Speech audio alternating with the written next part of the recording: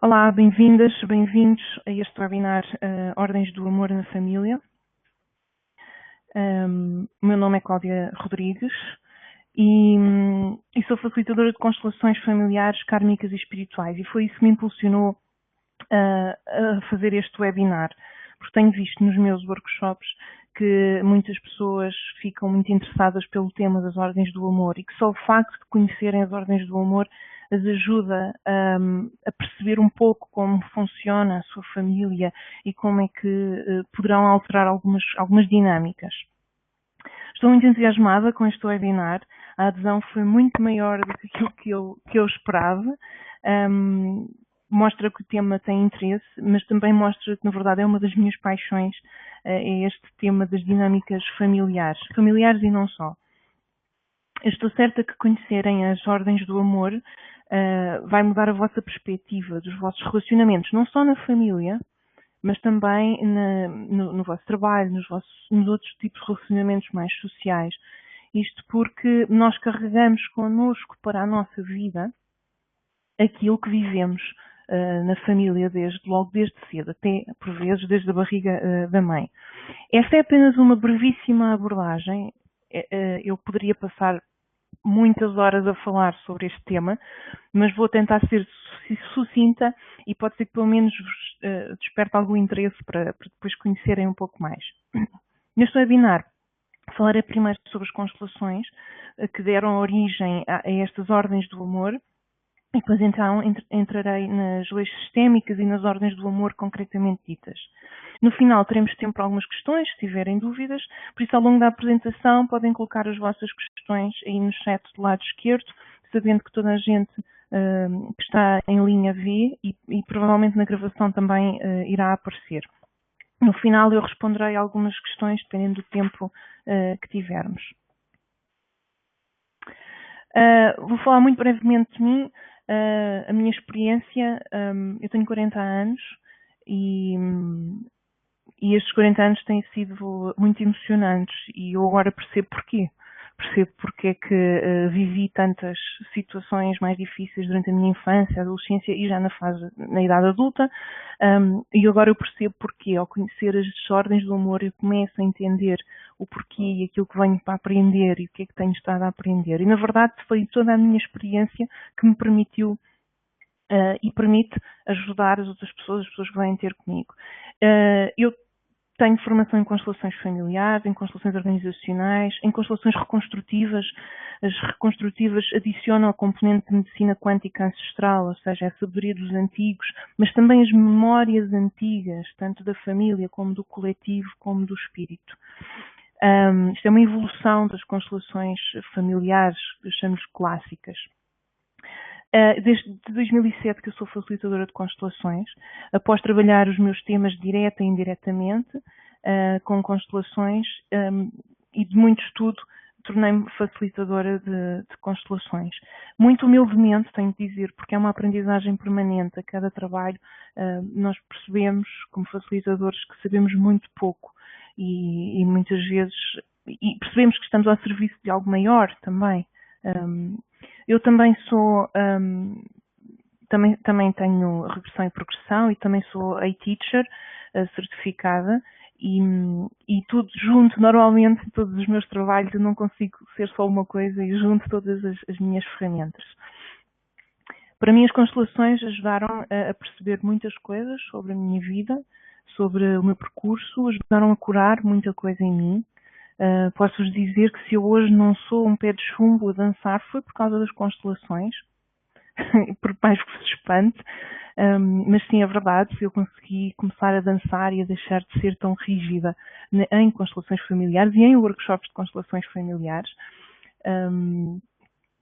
foi um percurso interessante. Também aprendi a lidar com a minha menina abusada e aprendi a lidar com o abusador, com aquele que foi o meu perpetrador, abençoado seja, porque hoje me permite também ajudar pessoas nas mesmas situações e piores até. E aprendi também a amar muito mais a vida que tenho e a tomar a vida que os meus pais me deram. Tomar a vida com que me presentearam. E este foi minha experiência com as constelações. As constelações surgiram pela mão de um senhor chamado Bert Hellinger. Ele tem formação em filosofia, teologia e pedagogia. O Sr. Hellinger hoje em dia tem 88 anos e ele é alemão. Curiosamente, as constelações surgem na Alemanha, um país onde se originaram as duas grandes guerras e com todo o peso que tinha na altura, e o Sr. Hellinger traz exatamente a luz. Houve a sombra e ele traz a luz a partir da Alemanha, que é uma perspectiva muito interessante, não é? A luz e a sombra convivem exatamente nos mesmos lugares. Então o Sr. Hellinger, ele foi para a África do Sul, onde foi professor e missionário junto do Zulu, e aí percebeu como é que o peso da cultura e também as dinâmicas que se viviam no Zulu também se viviam fora, na sociedade ocidental, mas também as restrições que tínhamos, as diferenças culturais que tínhamos. E isso fez com que ele começasse à procura. Depois ele estudou diversas vertentes da psicologia e da psicoterapia, como a dinâmica de grupos, a terapia do grito primal, a análise transacional e a hipnoterapia, diversas técnicas de hipnoterapia, entre outras coisas, e ele começa nos seus trabalhos de grupos, ele começa a perceber que há umas dinâmicas, que há algo mais para lá daquilo que lhe era ensinado, e ele começa a perceber que há algo maior, há uma força maior que nos conduz. E foi a partir daí que ele criou as constelações familiares. Inicialmente, elas surgem como constelações familiares. Ele próprio, o Hellinger, evoluiu depois para o que ele chamou de movimento da alma, depois o movimento do espírito, e ele já avançou outra vez, já está noutro registro outra vez. Está em permanente evolução. Eu costumo dizer que só o que evolui é que tem futuro. E realmente começa-se a perceber, porque as constelações familiares abriram o caminho. Hoje em dia, eu penso que muito poucas pessoas trabalham com constelações familiares clássicas, tal e qual como o Sr. Hellinger, quando ele começou a trabalhar. A energia evoluiu, as pessoas estão a evoluir, a consciência está a evoluir muito mais rapidamente. E isso faz com que nós também, como facilitadores, tenhamos que evoluir e acompanhar. E, entretanto, surgiram diversas variações. Uma delas, por exemplo, são as constelações reconstrutivas, das quais eu tenho formação, pela Carola Castilho, e que é diretora do Instituto Hellinger, foi durante 15 anos, e por isso ela, portanto, já desenvolveu as constelações e há outras variações. E cada facilitador vai encontrando a sua variação. Mas no final disto tudo, o que é uma constelação familiar, não é? Provavelmente alguns estão-se a perguntar isso. Então, uma constelação basicamente é uma representação familiar. Na verdade, esse é o nome original, são representações familiares, mas depois numa tradução para o italiano mudou para constelação, foi a forma como eles conseguiram traduzir melhor, e a partir daí o mundo inteiro chama-lhe de constelações familiares. Mas na verdade uma constelação é uma representação familiar que procura dinâmicas inconscientes que se repetiram no sistema familiar. Inconscientes, que vêm lá de trás para até cá à frente, até nós que recebemos a vida. As constelações mostram as ligações de cada pessoa com a sua família, numa ou mais gerações, incluindo ligações com pessoas que são fora do sistema familiar, mas que foram significativas para o sistema familiar. E aqui o que costumamos dizer é que aquilo que uma geração não resolve, a geração seguinte toma para si de uma forma inconsciente. Isto muito sucintamente. Nas constelações só é preciso estar presente um membro da família. Isto, eu costumo dizer que nós carregamos uma mochila com memória, com a história da nossa família. E para onde quer que vamos, nós temos essa mochila, e essa mochila influencia-nos, muitas vezes de forma inconsciente. Por isso é só preciso estar presente um membro da família, porque conforme essa mochila nos influencia a nós, o que nós fazemos também influencia a energia que está dentro da mochila. E como essa mochila está ligada a todo o sistema familiar, também vai influenciar as mochilas dos outros membros do sistema familiar. Por isso é que é possível fazer constelações individuais, e nas constelações individuais nós utilizamos ferramentas para representar a família. Vemos aqui na imagem, podem ser uns pés, podem ser papéis, podem ser uns bonecos, podem ser clipes, podem ser post-its, pedras, o que tivermos à mão. Até pode ser o próprio cliente. Podemos usar o próprio cliente para se sintonizar com a energia da mochila. Ao mesmo tempo que nós, facilitadores, também estamos em sintonia com essa energia da mochila. No caso das constelações em grupo, as pessoas que estão presentes num workshop são as ferramentas para representar a família. E também podemos usar também objetos, podemos usar cadeiras, podemos usar papéis, podemos usar o que nós quisermos e pessoas também. Podemos usar aquilo que for melhor para o cliente naquele momento.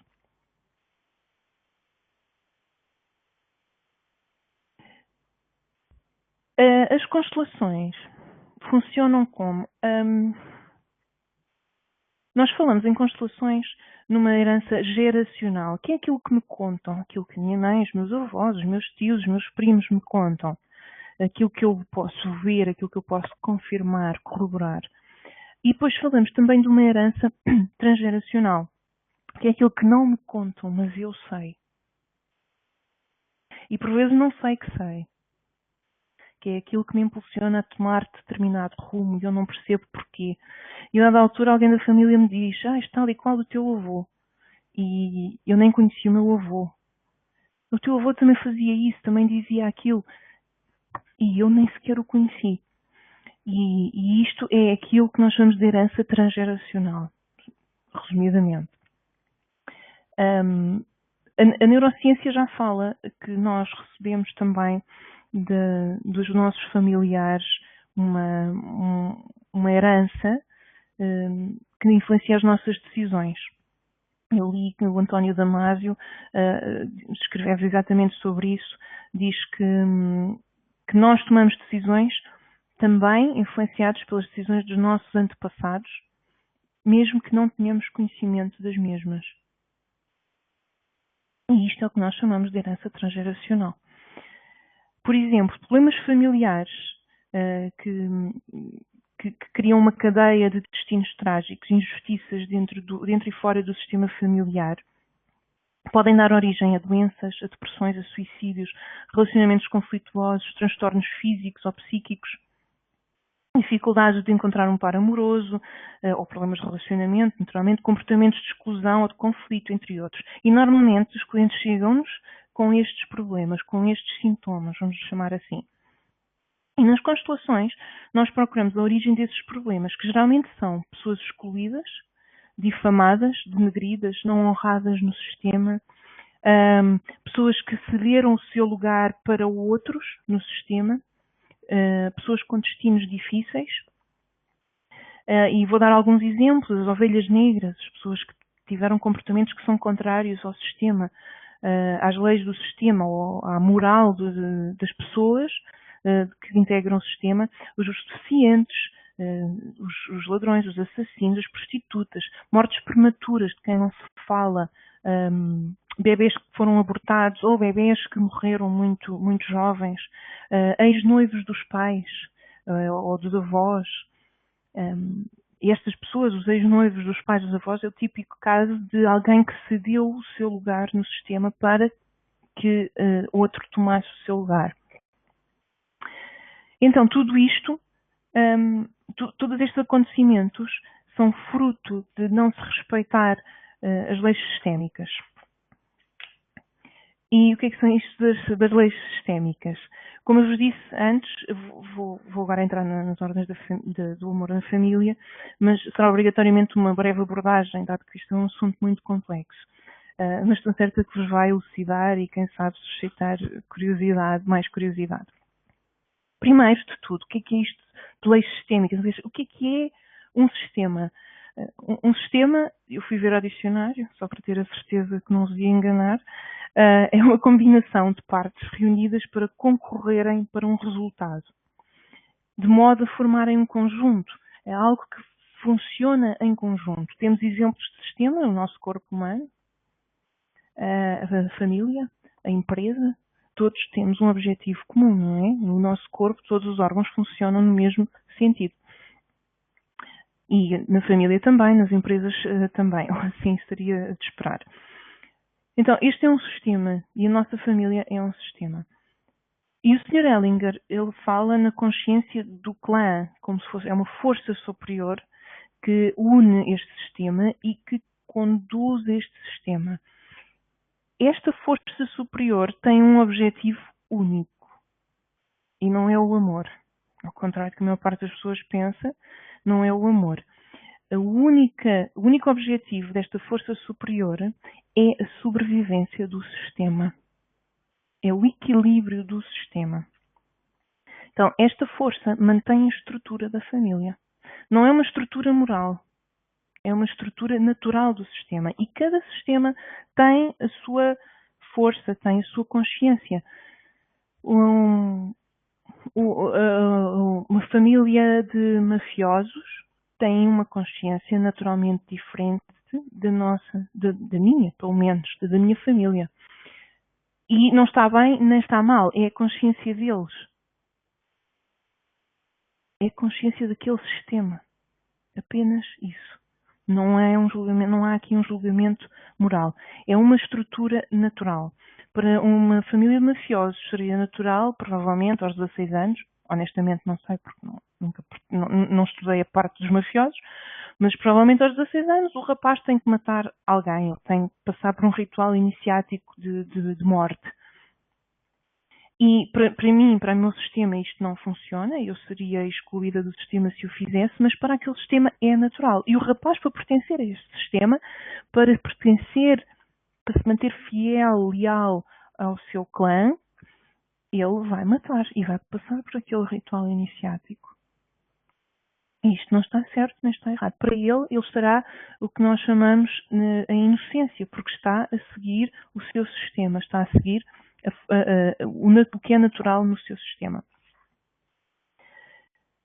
Quando se respeita a ordem do sistema, o amor flui. E quando não se respeita a ordem do sistema, há um bloqueio. E normalmente esses bloqueios são aqueles que se manifestam depois em doenças, em mortes, em desentendimentos. Como eu vos disse, os sistemas não funcionam para o amor, mas sim para a sobrevivência do sistema. A ordem é maior do que o amor. E só que com a ordem pode haver amor. Só com a ordem é que pode haver amor. É por causa disto, para esta altura já algumas pessoas devem estar a torcer um bocadinho na cadeira. Mas a verdade é que as leis dos sistemas são difíceis de entender porque vão contra aquilo que talvez nos últimos 50 ou 60 anos nos têm ensinado. Há 100 anos, há 100 e poucos anos, por exemplo, as crianças não tinham qualquer importância. Não se dava a importância que se dá hoje às crianças. E então houve uma mudança cultural, pelo menos na nossa sociedade ocidental, noutras não, e houve uma mudança cultural. E então, por vezes, nós achamos difícil de entender as leis sistémicas e a única coisa que eu aqui sugiro é se sentirem uma resistência, respirem fundo e coloquem as vossas dúvidas, as vossas questões, que muitas vezes as resistências vêm em forma de questões, podem ir colocando as questões no chat. Então, nós agora vamos entrar na parte das leis sistémicas, que são 4 e são muito, muito simples. Os sistemas não toleram espaços vazios, é a primeira lei.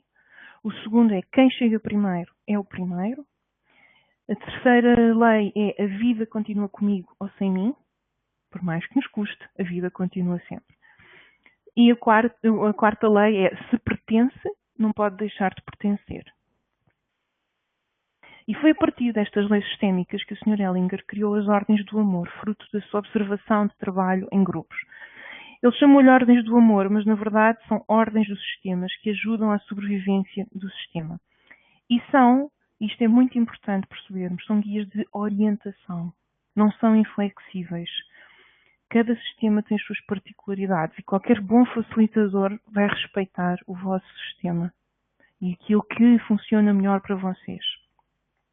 Conhecer estas leis pode-nos ajudar, estas ordens do amor, pode-nos ajudar a viver melhor, a estarmos mais conscientes do que se passa no nosso próprio sistema e connosco também, connosco próprios, e tentarmos fazer a nossa parte de forma mais consciente. O Sr. Ellinger diz que conhecer as ordens do amor dá-nos sabedoria e segui-las com amor requer humildade. Muita humildade. A primeira ordem do amor que surge a partir daqui destas leis sistémicas é o direito a pertencer. Ora, se ninguém pode ser excluído, se os sistemas não toleram espaços vazios, ninguém pode ser excluído. E todos pertencem, não há escolha. Quando um bebê nasce, ele faz parte daquela família, não pode fazer parte de outra. Ponto final, parágrafo. E não adianta que este bebê depois cresça e faça muitas asneiras e ele não pode ser excluído porque ele faz parte. Ele pertence. E então, quem é que pertence ao nosso sistema? Pertencem os filhos, os irmãos, os meios-irmãos, quer tenham nascido ou não, ou quer estejam vivos ou não. Então, eu tenho mais 3 irmãos vivos, mas na verdade nós somos 6. 2 deles não nasceram. E, portanto, eles fazem parte, estes irmãos, fazem parte do nosso sistema. Os nossos pais, fazem parte do sistema, os irmãos dos pais e meios-irmãos, também, nascidos ou não, vivos ou não.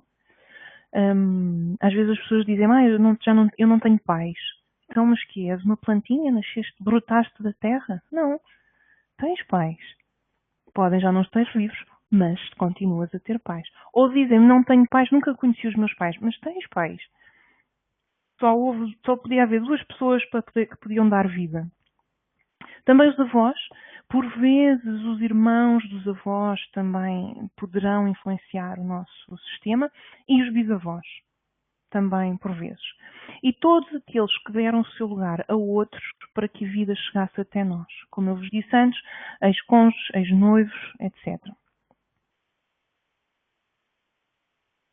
A segunda ordem do amor é a ordem. É exatamente a ordem. Vamos chamar a hierarquia. O que chega primeiro ao sistema tem precedência. Então os avós estão primeiro que os pais estão primeiro que os filhos estão primeiro que os netos. Isto porquê? Para vos explicar a importância disto. A energia sistémica, vamos chamar energia sistémica, mas na verdade é vida. A vida vai de trás para a frente, dos bisavós, passa para os avós, passa para os pais, passa para os filhos e por aí fora. Esta é a energia da vida. Quando nós tentamos ir de frente para trás, há conflitos. Eu costumo dar um exemplo de um bebê. Um bebê, quando nasce, ele não ama ninguém. Um bebê, quando nasce, não ama ninguém. E até estou a ouvir as resistências agora todas aqui a saltarem já aí desse lado. O bebê, quando nasce, não ama ninguém. O bebê, aquilo que faz é sobreviver. Ele sorri para a mãe porque quer cativar a mãe, para que a mãe o cuide dele. Porque é sobrevivência pura. E então o amor é que vem da mãe para o filho e, eventualmente, depois o filho acaba por criar amor pela mãe. Mas a vida passa de trás para a frente. Essa é a força. Essa é a força. E muitas vezes nós passamos muito tempo demais da nossa vida a tentar retribuir o que nos deram. Já lá vamos mais à frente. Já falarei nisso. Por isso, a energia sistémica, a vida vem de trás para a frente. E esta é a ordem, simplesmente. É esta a ordem. E quando estes conflitos manifestam-se na forma de desentendimentos, de conflitos comportamentais, de doenças e de mortes também.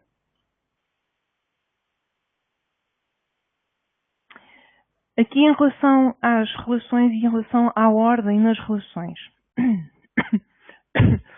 Então, temos a família de origem, que são os nossos pais, os nossos irmãos, os nossos avós. Esta é a nossa família de origem, e depois temos a nossa família atual, que será a família que nós construímos, o nosso cônjuge, o nosso marido, a nossa mulher, ou companheiro, e os nossos filhos e netos. E aquilo que a família que vem primeiro foi a família de origem. Mas a minha família atual tem precedência perante a família de origem. O que é que isto quer dizer? Eu não posso estar a olhar para a minha família de origem porque eu tenho a minha família atual. Esta é que tem mais importância. E aqui muitas pessoas ficam confusas com isto, então nós vamos deixar os pais, mas esta é a realidade. Os pais só são pais quando nós começamos a construir a nossa vida, a ter os nossos sucessos e os nossos fracassos. Porque nenhum pai quer que nós estejamos agarrados às saias deles até aos 40 anos. Às vezes parece, mas são por outras dinâmicas. Tem a ver com outras dinâmicas inconscientes, que provavelmente conseguirei falar nisso. Então, quando eu me junto com o meu companheiro, com o meu marido, não é a minha família que tem importância. Eu vou-me juntar e eu tenho os meus valores e ele tem os seus valores e nós vamos fazer uma fusão e vamos criar uma nova família. Então tem que haver uma negociação. Não podem mais os meus valores prevalecerem mais do que os dele e vice-versa.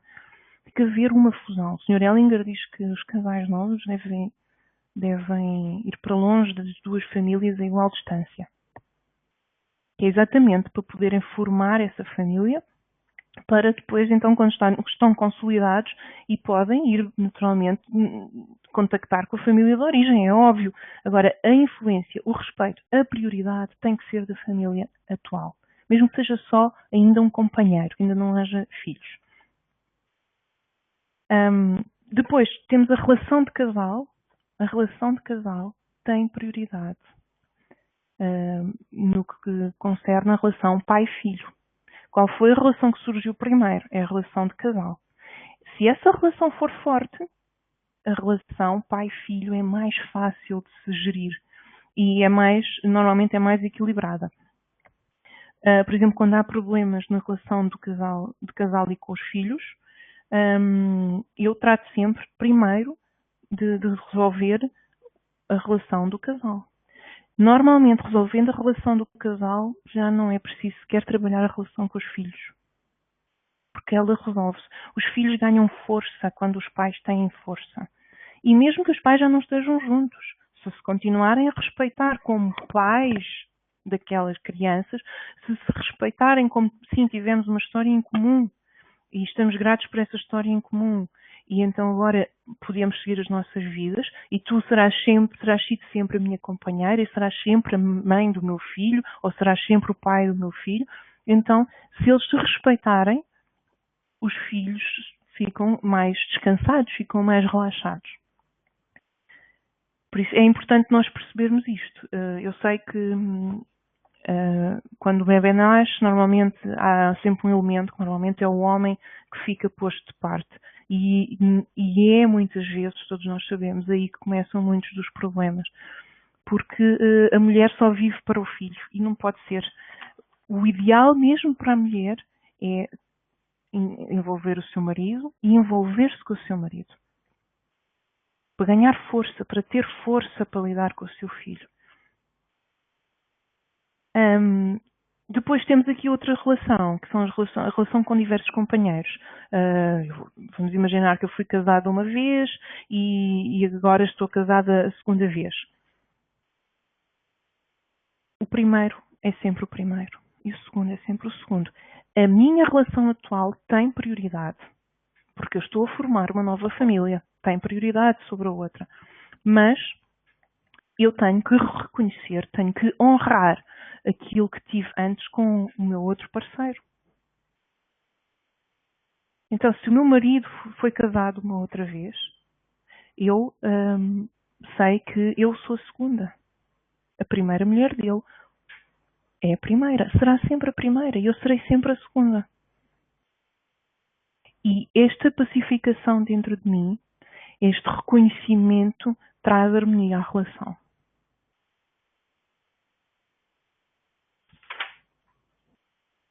Depois temos a terceira ordem do amor, que é o equilíbrio entre dar e receber. A verdade é que todos entregamos algo a outros e recebemos dos outros. Aquela conversa do eu dou e não quero nada de volta, isso, desculpa lá a expressão, mas é uma grande treta. É uma grande treta, porque todos nós estamos sempre à espera de algo. É parte do ser humano, faz parte. Isto de nós querermos só dar, ou só receber, não faz sentido, porque ninguém consegue dar aquilo que não tem. Nós só podemos dar o que nos sobra. E se então se eu nunca recebo nada, o que é que me sobra? Nada. A dinâmica aqui entre o equilíbrio entre dar e receber é muito simples. Eu dou algo de bom e se o outro quiser que a relação evolua, o outro sente a pressão daquilo que recebeu e devolve o que recebeu mais um pouco. E eu, como recebo mais um pouco, sinto essa pressão e devolvo o que recebo mais um pouco. E é assim que a relação se vai aumentando o seu vínculo, vai aumentando a sua força. Se o outro me devolve exatamente o que eu lhe dei, é muito provável que a relação equilibra-se e vamos chamar, neutraliza-se, vamos dizer assim, neutraliza-se. E pode até deixar de existir. Por isso é que às vezes há alguns amigos que simplesmente desaparecem e nós não percebemos porquê, não aconteceu nada, mas de repente desligamos. Sim, porque se calhar demos tudo o que tínhamos a dar, já não há mais nada, está bem assim. E com o mal, como é que será? Bem, normalmente aquilo que nós fazemos é, espera, deste-me isto de mal, então espera aí que eu já te conto o que é que vai acontecer. E claro, isto depois é uma escalada de mal e de energia negativa e de raiva e do que seja. A atitude deve ser inversa, deve ser, se alguém me dá algo de mal, então eu dou de volta, menos um bocadinho. E este dar de volta menos um bocadinho não é a partir de um lugar de raiva, é a partir de um lugar de amor. Para equilibrar, para chegar a uma altura em que porque se eu dou-me algo de mau e eu devolvo menos um bocadinho, o outro vai provavelmente devolver menos um bocadinho. Até o momento em que também se neutraliza a relação. E até pode um dia evoluir para uma relação positiva. Dar sem receber leva a um grande desequilíbrio. E é extremamente injusto. Não é? Então, como é que nós encontramos o equilíbrio? Devemos dar na medida daquilo que estamos dispostos a receber e tendo em conta a real capacidade que o outro tem para devolver. Não interessa só aquilo que eu estou disposta a receber, interessa também aquilo que o outro me pode devolver. Eu costumo dizer, a felicidade está no meio. Se eu vou ao encontro do outro e faço 90% do caminho, o outro só tem 10% para fazer, mas nem tem vontade. Porque quase que se sente acuado, não é? Então, se eu for até 50, só até 50, pode ser que o outro queira fazer os outros 50. É muito mais justo para o outro e para mim. É mais justo para os dois. É absolutamente impossível alcançar o equilíbrio na relação entre pais e filhos. Certo, há gente a tentar isso, eu já tentei, acho que toda a gente já tentou, e é por isso que muitas vezes nós fazemos. Nós, por amor, tentamos devolver aos nossos pais o que eles nos deram porque sentimos a pressão. O que é que eles nos deram? Eles deram-nos o bem maior, deram-nos a vida. Foi esse o presente deles. E a grande maioria dos pais ainda nos prestaram cuidados quando nós éramos muito frágeis, muito pequeninos. Então nós temos esta pressão toda em cima de nós. E isto cria duas situações. Uma é não querermos abandonar os pais nunca, não queremos deixá-los. E a segunda situação é, a dada altura, percebemos que é impossível devolver aos pais, que essa tentativa de devolver aos pais cria imensos desequilíbrios. Não os honra a eles, nem nos honra a nós, nem honra a vida que recebemos. E então, a dada altura, aquilo que nós fazemos é, vamos à nossa vida. E ainda bem, porque é essa pressão, a pressão daquilo que recebemos, que faz com que nós procuremos um par e tenhamos os nossos filhos, ou façamos o que for da nossa vida. É essa a pressão. É por causa disso que nós continuamos. O Sr. Ellinger diz que se nós tivéssemos os pais perfeitos, ninguém saía de casa. Então tem que ser os pais que dão-nos logo essa pressão à nascença para nós irmos fazer alguma coisa com ela. E como é que nós conseguimos equilibrar esta dádiva que recebemos? Temos duas maneiras. Passamos em frente a vida, tendo os nossos próprios filhos, ou quem não pode, ou quem não quer ter filhos, pode compensar de outra forma. Da forma que cada um sinta que compensa essa tal pressão. Podemos fazer o que eu chamo fazer algo de bom pelo mundo. Podemos ser mentores de jovens, podemos fazer aquilo que nos inspirar e que sintamos que estamos a fazer algo pelo mundo, a deixar uma marca no mundo.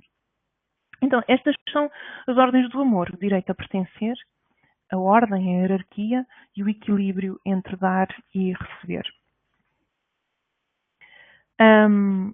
Tal como eu tinha dito no início, vou agora dar algum tempo para algumas questões que surjam. Podem colocar as questões no chat do lado esquerdo, eu irei selecionar algumas.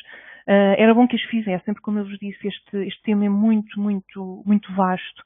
E se vocês tiverem questões, é mais fácil eu ir abordando, e se calhar outras pessoas têm as mesmas questões, é mais fácil eu ir abordando. Enquanto colocam algumas as questões, eu vou falando aqui sobre algumas coisas. As constelações familiares, kármicas e espirituais são um pouco diferentes, muitas pessoas questionam-me isso, abordam as influências da família, do coletivo ao qual pertencemos e do espírito. E tal como eu vos disse antes, as reconstrutivas adicionam a medicina quântica ancestral e também a minha componente xamânica que eu tenho. E é uma forma diferente de trabalhar do normal. Eu senti esse apelo por fazer algo diferente. Parti também um pouco da influência da formação que tive de constelações reconstrutivas e trabalho neste momento muito solta, de uma forma, sem muitas regras, sempre no sentido daquilo que for melhor para o cliente na altura. Por isso esta é uma das questões que muitas vezes as pessoas me perguntam. Neste momento eu trabalho literalmente do norte a sul do país, da Maia até Lagos. Infelizmente ainda não fui às ilhas, estou à espera do convite que surja. É possível fazer as constelações com diversos modelos. Temos, por exemplo, consultas presenciais e online, workshops também, fazer os workshops. No meu site milcaminhos.com vocês encontram essa informação e também as datas dos próximos eventos. Alguém perguntou, posteriormente poderíamos ter acesso a esta apresentação? Sim. Sim, todas as pessoas que se registaram vão ter acesso imediato e provavelmente dentro de alguns dias também estará no YouTube. Estou à espera então de alguma questão que surja. Estão todos esclarecidos.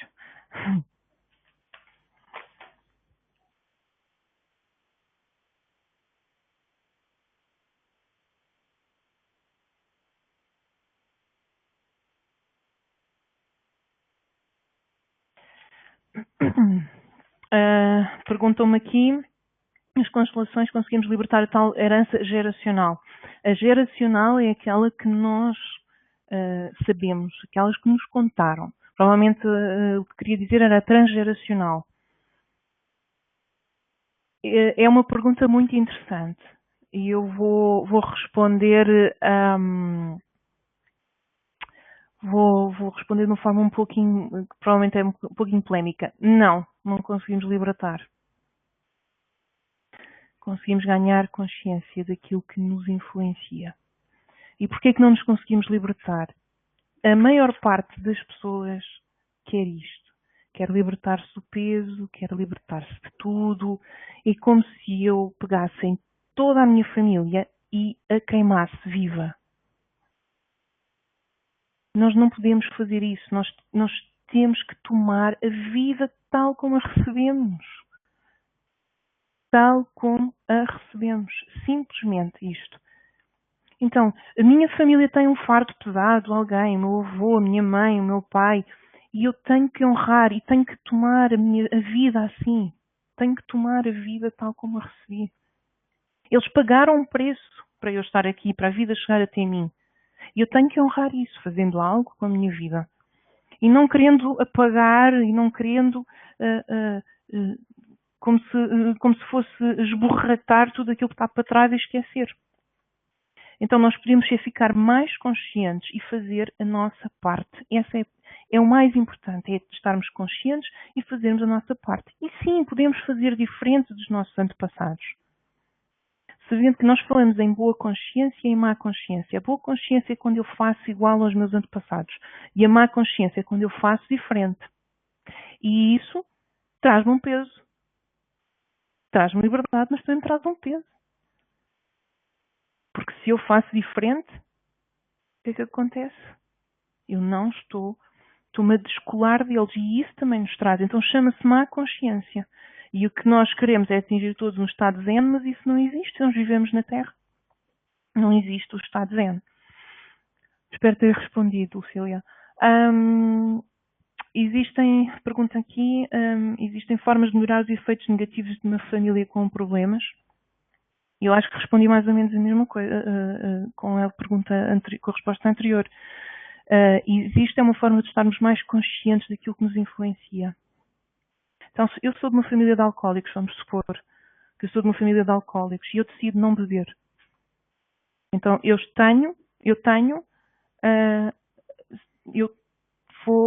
tenho boa consciência quando decido continuar a fazer o que os meus antepassados fizeram, beber, e tenho má consciência quando decido não beber. Mas é isto, é consciência, fazer em consciência. Muitas vezes o que nos acontece, nós nem percebemos aquilo que somos levados a fazer. Eu recordo-me de uma situação em que a filha de um militar que fez uma constelação comigo, e ele era muito rígido, era uma pessoa extremamente rígida, e ela é professora de yoga, imaginem. Então, nós vamos equilibrando, vamos fazendo as coisas ao longo da vida e nem percebemos, não é? Nem percebemos porque é que fazemos. Também, muitas vezes, se nós fizermos o nosso genograma basicamente é nós fazermos uma árvore genealógica, mas contando com as doenças que cada pessoa teve, do que é que morreram, as profissões, acidentes, e de repente começamos a perceber que a história da família do meu pai é igual à história da família da minha mãe, e gerações e gerações atrás, percebem? E por isso é muito interessante nós depois percebermos porque é que nós somos assim, porque é que nós somos agora, porque é que nós escolhemos as profissões que temos. Aqui a Maria Luísa pergunta: consegue-se desassociar a família de origem da atual?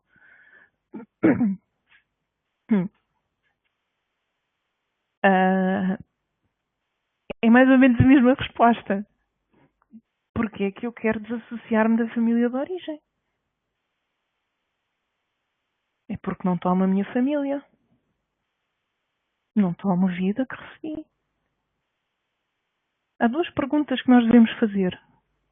Uma delas é: para a vida ter chegado até mim, para eu estar a viver a minha vida, o que é que os meus antepassados deixaram de fazer?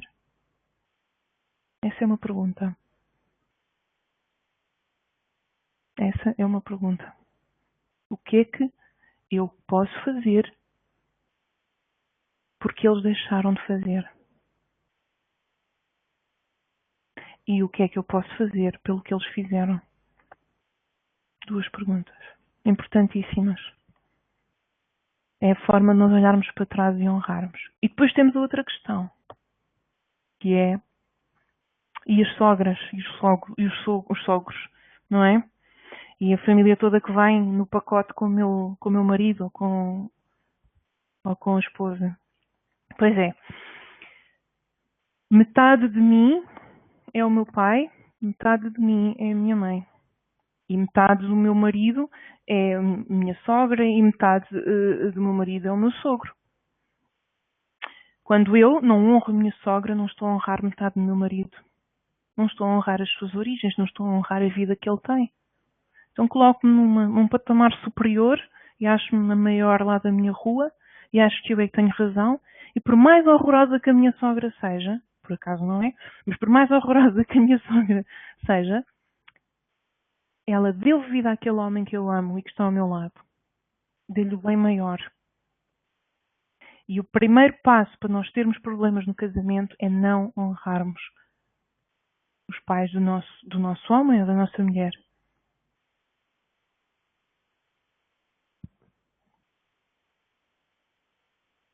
Eu sei que às vezes é duro, não é?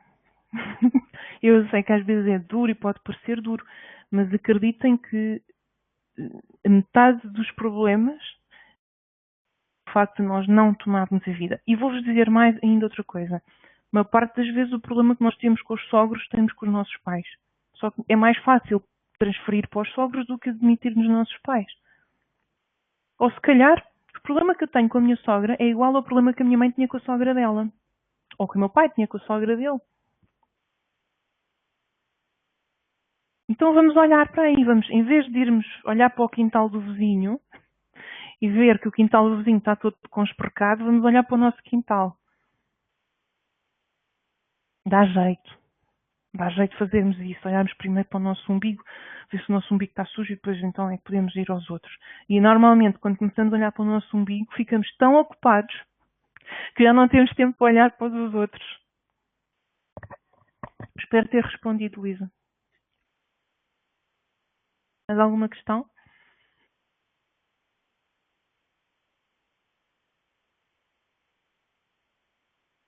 É absolutamente fascinante olharmos para as relações a partir das, destas dinâmicas e das leis sistémicas. Como é que eu posso dissociar, não é? Como é que eu posso dissociar a minha família atual da minha família de origem? Mas se não há espaços vazios, como é que eu posso dissociar? Como é que eu posso, se estamos todos ligados, como é que eu posso dissociar? Não é? Ok, então, todos os membros da família, perguntam aqui, influenciam, inclusive os que não nasceram. Sim, porque fazem parte. Fazem parte. Vamos imaginar que minha avó fez um aborto, fez 2 ou 3, não sei, e a minha mãe provavelmente não se sente digna de estar viva. Porque os outros irmãos não sobreviveram. E ela sobreviveu. E outra questão que muitos, especialmente as mães, fazem muito com as filhas, que é contam tudo às filhas. Então fica aqui um aviso das mães. E os pais que estejam a ouvir podem começar a dizer às esposas ou às futuras esposas: não se conta a uma filha ou a um filho que se abortou um bebê voluntariamente. Porque quando eu digo à minha filha, sabes, houve uma irmã, um irmão teu que não nasceu. Aquilo que acontece é que eu estou-lhe a dizer, eu também te podia ter matado. Isto é muito forte para uma criança. E lembrem-se, ela pode estar 20 anos, já ter 20 anos, já é uma mulherzinha, mas ela nunca deixa de ser a pequenina. Nunca. Nunca deixa de ser a pequena, nunca deixa de ser a vossa criança. Por isso eles influenciam também. Muitas vezes eu sei, podem não me ter dito, mas como a dor da minha mãe de ter perdido um filho, ou a culpa influencia-me. E eu sinto a dor da minha mãe, sinto o peso que está na minha mãe. As crianças têm umas antenas absolutamente incríveis. E não adianta muito ter segredos. Então, mais vale, nós temos que olhar para os segredos. Os segredos só pesam quando nós não olhamos para os nossos próprios segredos.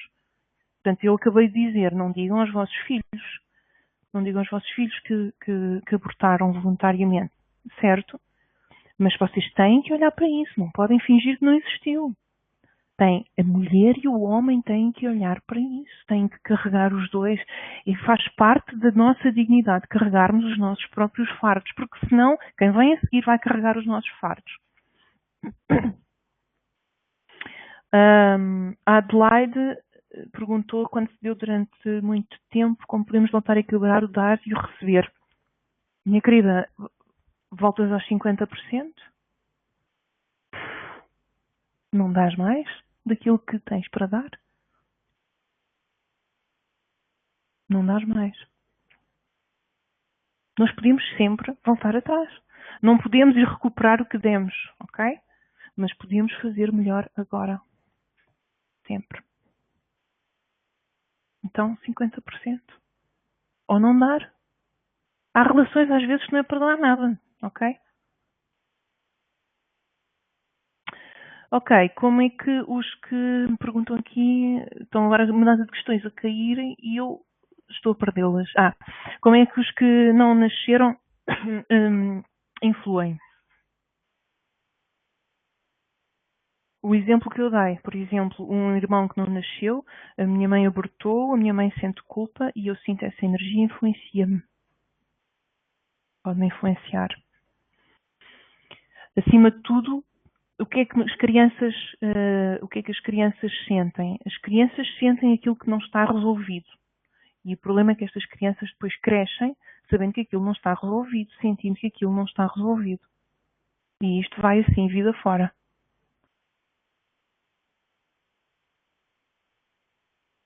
A Graça pergunta, e quando é o nosso marido que corta a relação com a mãe, como devo agir para o ajudar?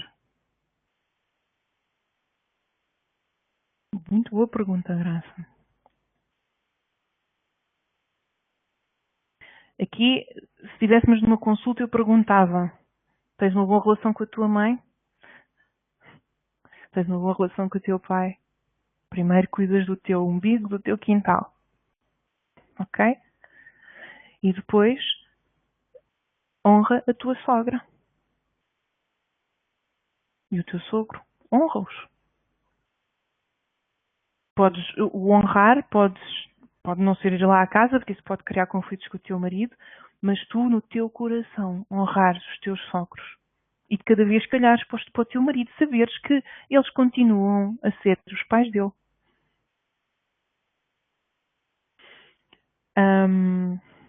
Em relação ainda aos abortos, quando o aborto é natural, normalmente quando o aborto é espontâneo, não há grande influência, exceto se a mãe ou o pai ficarem com uma emoção negativa em relação a isso. Por exemplo, que a mãe se sinta culpada porque já devia ter descansado mais, ou o que seja. Então, a mãe carrega esse fardo. E enquanto a mãe carregar esse fardo, a criança vai sentir. O filho que vier a seguir vai sentir. Ok? E quando as crianças perdem todos os ancestrais, exceto pai e mãe, aos 2 anos? Falar ou não sobre eles com frequência? É assim, as pessoas lá porque morrem. Eu ontem li uma frase muito interessante que era: a morte termina com uma vida, não termina com um relacionamento. A morte termina com uma vida, não termina com um relacionamento. Então, o relacionamento, os pais dos pais continuam a existir. Continuam a existir. Nós temos que continuar a honrá-los, simplesmente isto. E sim, uma forma de honrar é falar deles. É ter as suas fotografias por perto. Eles continuam vivos, eles continuam vivos em nós. Porque a vida veio lá de trás, lá de trás, lá de trás, com tanta força até nós. E então sim, é isto. Eles continuam vivos, o relacionamento continua a existir. E a maior parte das pessoas, é muito boa pergunta, porque a maior parte das pessoas, quando alguém morre, evita-se falar e custa falar. E nós estamos desligadíssimos da morte. Por isso é que depois temos que ir para hospitais, meses a fio, ver outros a morrerem, nós a recebermos também tratamentos e vermos, são verdadeiros corredores da morte. E, porque nós precisamos ter contacto com a morte para nos prepararmos. Nós precisamos preparar-nos. E então nós não falamos daqueles que morreram. Porquê? Porquê? Deixaram de existir em nós. Muitas vezes é porque vai, mas é porque nós não queremos admitir que eles partiram. Mas sim, nós precisamos de falar daqueles que foram. E chorá-los se for preciso. E chorá-los porque não. No outro dia escrevi isto, que ninguém morre quando deixa sementes no coração de alguém. E as nossas lágrimas é a água que vai nutrir as raízes desta semente. E aquela dor que sentimos é a semente a brotar. E temos que pegar nisto e fazer algo com isto, fazer algo de bom. Se os meus pais morreram, eu tenho que fazer algo de bom com a minha vida. Se não foi tudo em vão. Tem que ser, temos que fazer isto. Então sim, devemos falar daqueles que amamos. E depois se temos filhos, mesmo muitas vezes aparecem pessoas que nem sequer, pessoas que morreram 1, 2 gerações atrás ou 3 e ninguém tem fotografias, ninguém sabe nada.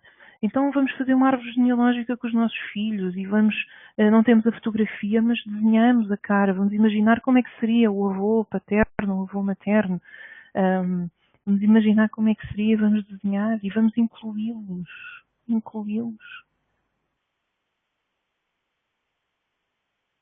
Há sítios onde nos casamentos colocam nos copos de água,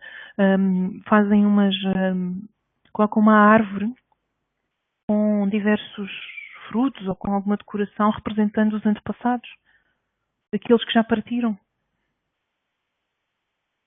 Porque sim, eles fazem parte também.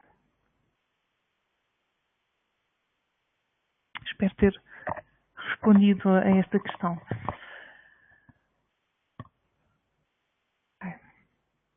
Se não há mais questões, gostava só para terminarmos, também temos que respeitar o tempo que nos deram, não é? O tempo com que nos presentearam. Gostava só de vos pedir para fecharem os olhos, respirar fundo 1 ou 2 vezes.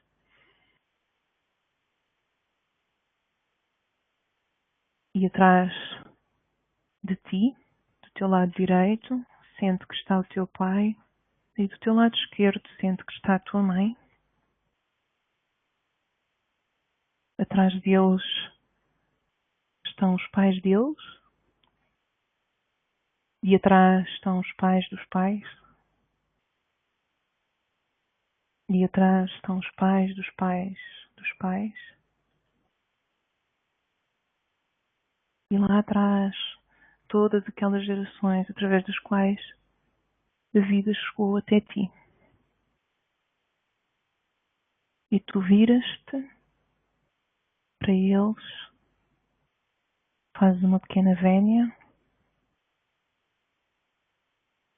estendes as mãos, como recebendo algo, e permites que a vida flua lá de trás, dos teus antepassados mais antigos, geração,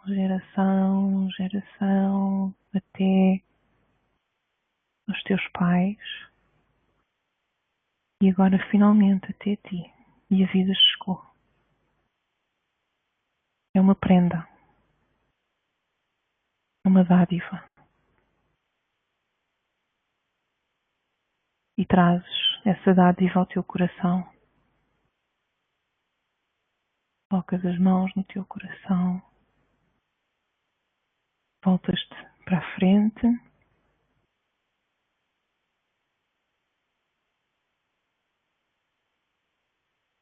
E olhas em frente para o teu futuro.